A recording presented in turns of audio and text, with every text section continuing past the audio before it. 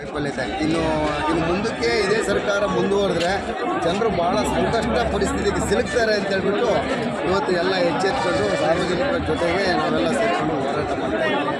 ಮೂಢ ಹಗರಣದ ಬಗ್ಗೆ ಈಗಾಗಲೇ ಇಡೀ ಎಲ್ಲ ರಾಜ್ಯದಲ್ಲಿ ಎಲ್ಲೆಡೆ ಜನರಿಗೆ ಅರ್ಥ ಆಗಿದೆ.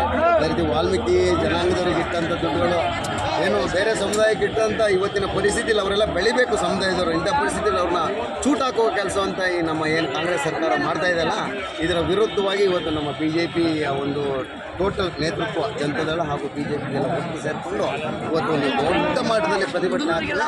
ಮೋಸ್ಟ್ಲಿ ನನಗೆ ತಿಳಿದ ಮಟ್ಟಿಗೆ ನಾನೊಬ್ಬ ಒಂದು ಪಕ್ಷದಲ್ಲಿ ಕೆಲಸ ಮಾಡೋನಾಗಿ ನಾನು ಹೇಳಬೇಕಂದ್ರೆ ಈ ರೀತಿಯ ವೈಫಲ್ಯದ ಸರ್ಕಾರ ಇರೋದ್ರಿಂದ ಈ ಸರ್ಕಾರ ಮುಂದುವರಲಿಕ್ಕೆ ಸಾಧ್ಯ ಇಲ್ಲ.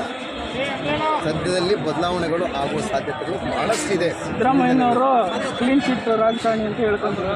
ಈಗ ಅವ್ರಿಗೇನು ಇವಾಗ ನಾವು ಕಾನೂನು ನಾವು ಕ್ಲೀನ್ ಚಿಟ್ ಹೌದಲ್ಲ ಅಂತ ಕಾನೂನು ಮುಖಾಂತರ ಗೊತ್ತಾಗ್ತದೆ. ಲೀಗಲ್ ನ್ಯಾಯ ಅನ್ನೋದೇನಿದೆ, ನ್ಯಾಯ ಇನ್ನೂ ಎಲ್ಲೂ ಸತ್ತೋಗಿಲ್ಲ. ನ್ಯಾಯದ ಒಂದು ಏನು ನಮ್ಮ ನ್ಯಾಯಾಂಗ ಅಷ್ಟು ವ್ಯವಸ್ಥೆಯಲ್ಲಿ ಅವರು ಕ್ಲೀನ್ ಚಿಟ್ ಹೌದಾ ಅಲ್ಲ ಅಂತ ಗೊತ್ತಾಗ್ತದೆ. ಕ್ಲೀನ್ ಚಿಟ್ ಆದರೆ ಅವ್ರನ್ನ ನಾವು ಅಪ್ರಿಷಿಯೇಟ್ ಮಾಡೋಣ. ಕ್ಲೀನ್ ಚಿಟ್ ಅಲ್ಲದಿದ್ದರೆ ಜನರೇ ಅದಕ್ಕೆ ಒಟ್ಟಾರೆ ಇವತ್ತಿನ ಈ ಕ್ರೌಡ್ ನೋಡಿದ್ರೆ CM ಅಂದರೆ ಸಿದ್ದರಾಮಯ್ಯ ಸರ್ಕಾರ ನಿಶ್ಚಿತ ಅನ್ಸುತ್ತೆ. ಹೌದು, ಬದಲಾವಣೆ ಆಗಿಬಿಟ್ಟಿದೆ. ಇವತ್ತು ಜನ ಎಲ್ಲ ಒಗ್ಗಟ್ಟಾಗಿ ಸೇರ್ಕೊಂಡ್ಬಿಟ್ಟಿದ್ದಾರೆ. ಈ ಸರ್ಕಾರ ನಮಗೆ ಬೇಡ ಅಂತ ಹೇಳ್ಬಿಟ್ಟು ಅದರಿಂದ ಸರ್ಕಾರ ಯಾವುದೇ ಸಂದೇಹ ಇಲ್ಲ. ಸರ್, ಕೇಂದ್ರ ಸರ್ಕಾರ ರಾಜ್ಯಪಾಲನ ಬಳಸ್ಕೋತದೆ ಅಂತ ಆರೋಪ ಮಾಡ್ತಾ ಇದ್ದಾರೆ ಕಾಂಗ್ರೆಸ್ನವರು.